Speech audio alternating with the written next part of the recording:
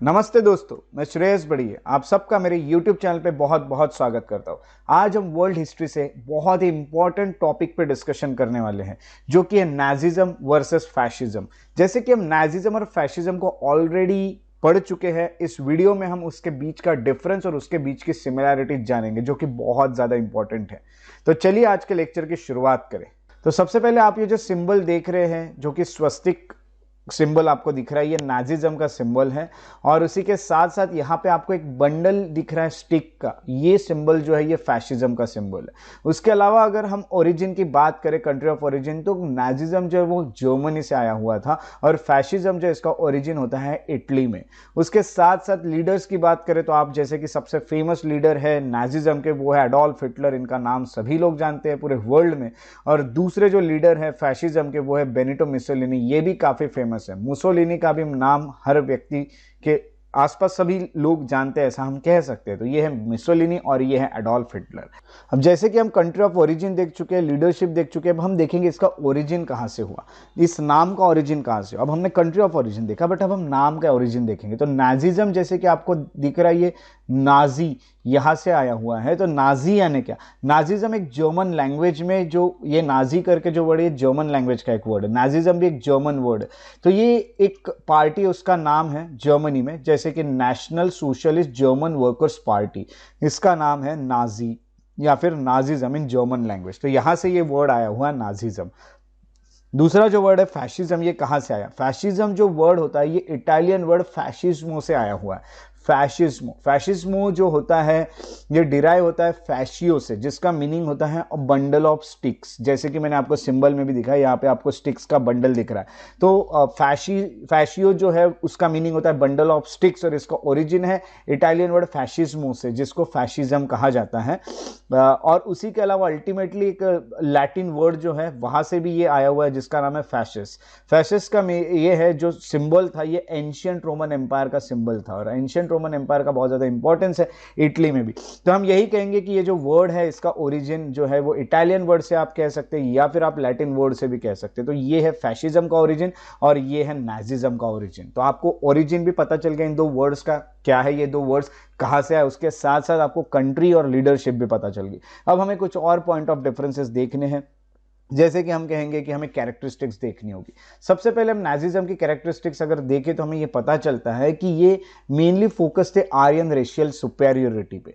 यानी हम कहेंगे कि हमेशा हिटलर एक ही चीज मानते थे, जो हिटलर थे उनका एक ही दावा था कि जो भी सुपेरियर है वो आर्यंस है। आर्यन जो रेस है ये सुपेरियर, और जो इंफीरियर रेस है ये है ज्यूज। तो ज्यूज को हमेशा दबाना होगा, ये हिटलर के विचार थे। तो हम यही कहेंगे हमेशा यहाँ पे आर्यन रेशियल सुपेरियोरिटी को ही एक तरह से फोकस किया जाता था। और एंटी सेमिटिज्म एक आपको कंसेप्ट यहाँ पे देखने मिलेगा। ये सब वर्ड्स का मैं आपको मीनिंग बता रहा हूँ, आपको बिल्कुल डरने की जरूरत नहीं है। वर्ड्स देख के काफी डर लग जाता है काफी लोगों को, बट डरने की जरूरत नहीं है, मैं आपके साथ हूं।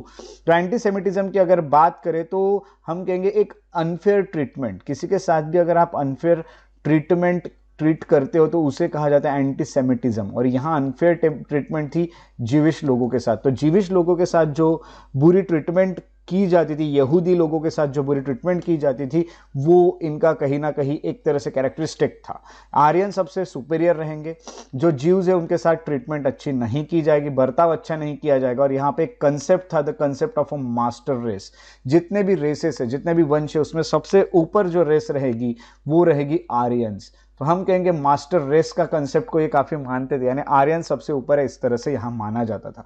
दूसरी बात जो है हिटलर की जो आइडियोलॉजी थी, हिटलर की आइडियोलॉजी हमेशा यही चाहती थी कि एक टोटलिटेरियन स्टेट्स को एस्टैब्लिश किया जाए, एक स्टेट बनाया जाए जो कि टोटलिटेरियन स्टेट हो। अब ये टोटलिटेरियन स्टेट या फिर टोटलिटेरियन का मीनिंग क्या होता है, ये अगर आपको नहीं भी पता होगा तो आपको ये बता देता हूं कि एब्सोल्यूट कंट्रोल। टोटलिटेरियन स्टेट यानी एब्सोल्यूट कंट्रोल, यानी एक व्यक्ति ही पूरी तरह से एब्सोल्यूटली कंट्रोल करेगा पूरे स्टेट को। ओके तो पूरे स्टेट को वही कंट्रोल करेगा, उसी को कहा जाएगा टोटलिटेरियन। यानी हम यही कहेंगे कि एक ही पॉलिटिकल पार्टी रहेगी या एक ही लीडर रहेगा जो पूरे स्टेट को कंट्रोल करेगा, absolute control without any restriction and absolute control, इसको कहा जाता है टोटलिटेरियन स्टेट। और ये भी किस चीज पे बेस्ड होगा? रेशियल प्यूरिटी पे, यानी यहां सबसे ज्यादा महत्व आर्यंस को दिया जाएगा, आर्यन रेस को दिया जाएगा। दूसरी बात रहेगी टेरिटोरियल एक्सपांशन। हिटलर हमेशा चाहेगा, या फिर नाजिज्म के जो भी लोग रहेंगे वो हमेशा चाहेंगे कि हम अपने टेरिटरी का एक्सपांशन करें, जो भी हमारी टेरिटरी है उसको हम बढ़ाते जाए, वो चाहे कैसे भी बढ़ाओ, वॉर करके बढ़ाओ या जैसे भी बढ़ाओ, बट टेरिटोरियल एक्सपांशन भी यहाँ पे माना जाता था, subjugation of all other Nations.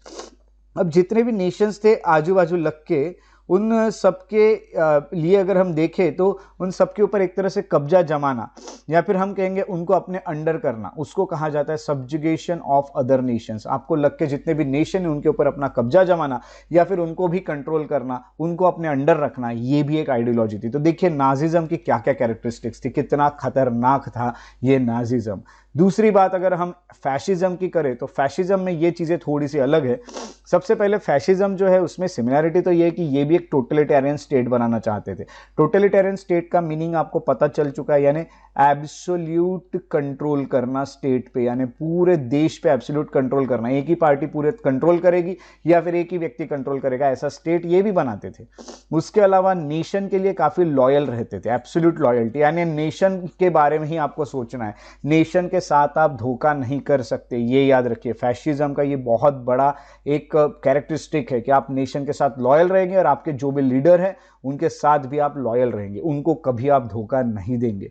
यहाँ पे अगर देखा गया तो यहाँ पे उस तरह की एक रेसिज्म की उतनी बात नहीं होती थी जितनी बात हम कहेंगे नाजिज्म में होती थी। या रेसिज्म का ऐसा कुछ नहीं था कि एक ही रेस सुपेरियर है, ये है वो है, बट यहाँ पे यही है कि एब्सोल्यूट कंट्रोल, एक सिमिलैरिटी देखने मिलती थी। तो डिफरेंस यही था कि यहाँ पर कोई ऐसे रेसिज्म वाली या फिर एंटी सेमिटिज्म जैसी चीज़ें यहाँ नहीं देखने मिलती थी। और आपको ये भी बता दूं कि ये हमेशा एडवोकेट करते थे, हमेशा चाहते थे एक स्ट्रॉन्ग सेंट्रलाइज गवर्नमेंट बने, यानी जो भी गवर्नमेंट रहेगी वो सेंट्रल गवर्नमेंट ही हर चीज़ को कंट्रोल करेगी, एक ही सरकार रहेगी जो हर एक चीज़ जितनी भी नेशन में सबको कंट्रोल करेगी, और जितने भी बाकी पॉलिटिकल डिसेंट है उनको सप्रेस कर दिया जाएगा। तो हम कहेंगे कि एक ही जो व्यक्ति उनकी ही चलेगी और बाकी किसी की चलेगी नहीं, और दूसरी पार्टी भी नहीं होगी, ऐसा भी हम यहाँ पे कह सकते हैं। तो अदर पॉलिटिकल डिसेंट, यानी हम यही कहेंगे कि जो भी आपके आइडियाज़ के खिलाफ है उन सबको दबा दिया जाएगा, ये भी यहाँ पे देखा जा रहा था। और आपको ये भी बता दूं कि जितने भी इंडिविजुअल राइट्स है, या यानी अब समझ जाइए कि ये एक व्यक्ति है, ये एक व्यक्ति है, इन सब के जो इंडिविजुअल राइट्स है वो नीचे रहेंगे। इंडिविजुअल राइट्स के लिए आपको नहीं, सबसे ऊपर रहेगा आपका स्टेट।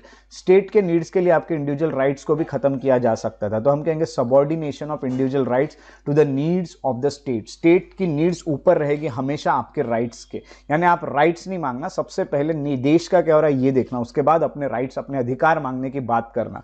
ये फैशिज्म का एक कैरेक्टरिस्टिक था। तो कितने अलग अलग कैरेक्टरिस्टिक देखने मिल रहे हैं आप देखिए इसमें। राष्ट्रवाद कितना है, नेशनलिज्म कितना कूट कूट के भरा हुआ है। आगे अगर हम चले तो हमें देखने मिलता है कल्ट पर्सनालिटी। पर्सनालिटी की बात करें तो नाजिज्म जो था it was strongly centred around Adolf Hitler. हमेशा एडोल्फ हिटलर जो कहेगा वही होगा, एक पर्सनालिटी के इर्द गिर्द घूमते रहता था। जो नाजिज्म था ये, हिटलर एक करिस्मेटिक लीडर था। हिटलर बहुत ज़्यादा अट्रैक्ट कर लेता थे लोगों को अपने स्पीच से, अपनी बातों से। एक बहुत करिस्मेटिक लीडर देखने मिलते हैं, और नाजी मूवमेंट जो थी वो उन्हीं ने चलाई थी। वही एक मेन लीडर थे जिनके कारण नाजी मूवमेंट बहुत जोर से भी चली थी।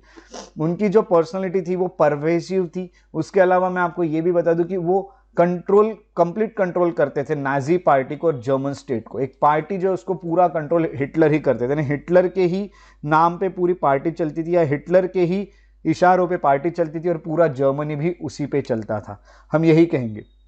और दूसरी बात हम ये कहेंगे कि जो एक परवेजिव पर्सनालिटी थी उसमें हम ये कह सकते हैं कि जितने भी चीज़ें हैं वो सभी उनमें थी एक तरह से, यानी हम कहेंगे कि काफ़ी इजीली स्प्रेड हो रहे थे। उनकी पर्सनालिटी ऐसी थी कि हर जगह स्प्रेड हो सकती थी, एक परवेजिव पर्सनालिटी थी। तो ये भी बहुत अलग सी बात थी। काफ़ी करिस्मेटिक लीडर थे, काफ़ी अच्छे लीडर देखे गए हैं।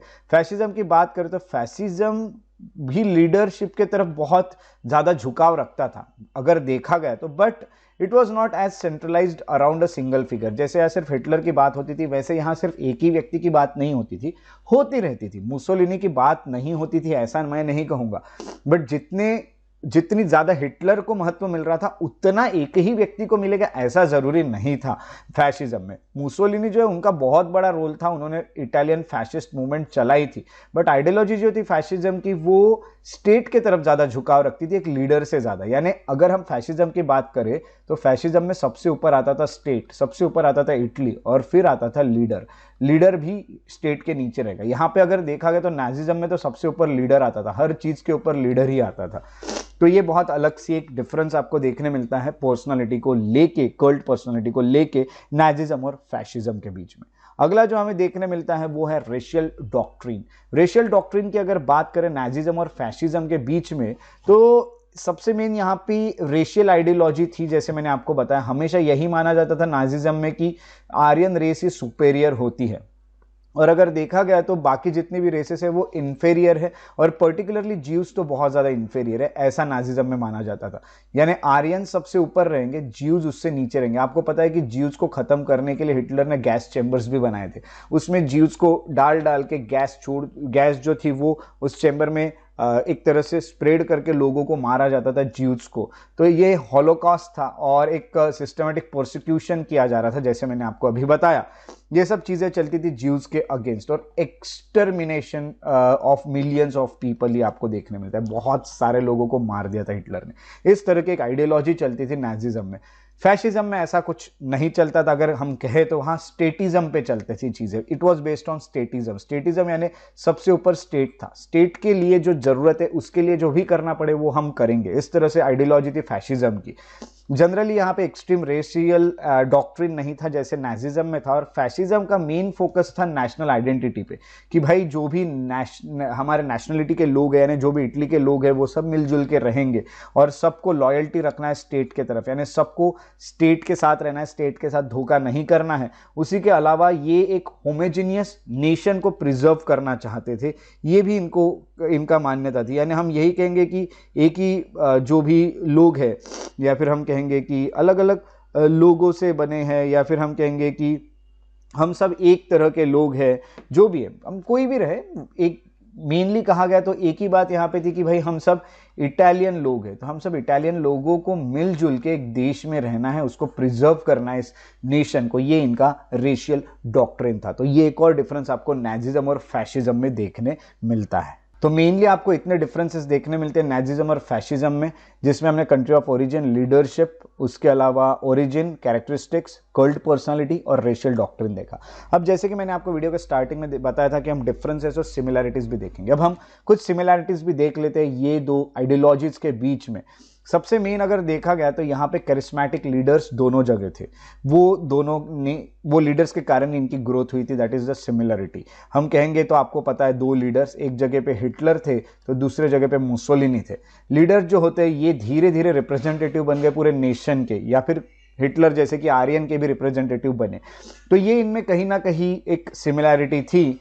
दूसरी सिमिलैरिटी थी single party rule in the country. हम हमेशा यही कहेंगे कि यहाँ पे एक ही पार्टी रूल करती थी, यहाँ पे एक पार्टी के अलावा कोई पार्टी को अलाउ नहीं था। जितनी भी पार्टीज थी, जितने भी अपोजिशन थे, सभी को सप्रेस कर दिया गया था। ये दोनों में सिमिलैरिटी थी।